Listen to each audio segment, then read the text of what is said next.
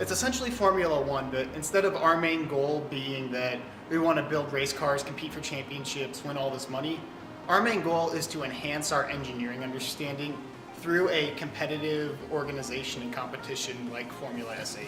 Engineering students pushing themselves further than they thought possible. So they're taking what everyone else is learning in the classes and they're applying it to what they really need to know for industry. And some of those things might come as a little bit of a surprise to them, where they're looking at the budgeting and the sales of whatever they're engineering. It's not just making the car go around the track faster. That's a big part of it, but that's not the whole picture. And you can appreciate the entire design and engineering process from a single part to a finished project. There's a lot of different ways that people can get involved with the team, a lot of different roles. If you're willing to put in the effort, you're a part of the team, 100%. Like, there's no doubt about that. If you're thinking about joining Formula SAE, I would wholeheartedly recommend it. For me, it's been an experience that has brought me closer to my teammates as well as developed me as an engineer.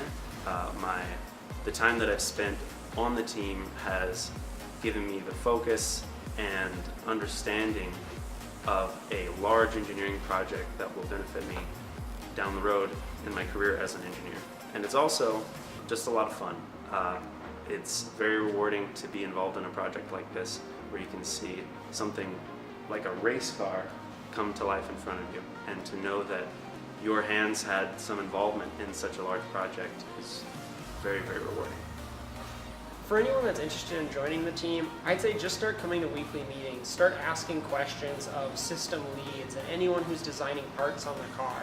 Really, everyone on the team is willing to answer questions about why they're designing something the way they are. And that, by asking those questions, you're benefiting that person who's designing it, because they'll have to defend the design later on in front of GM engineers and Bosch engineers and Tesla engineers. But then you're also learning, you can also learn yourself. Even if you don't stick with the team, I'd still hope that people could come and learn something from it.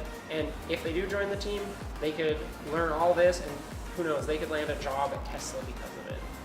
Come to the meetings and don't be afraid to jump in. I mean, you may not know a lot or anything about designing a race car, but that's what the team's here for. We'll help you learn, we'll give you projects that will help you build that knowledge base.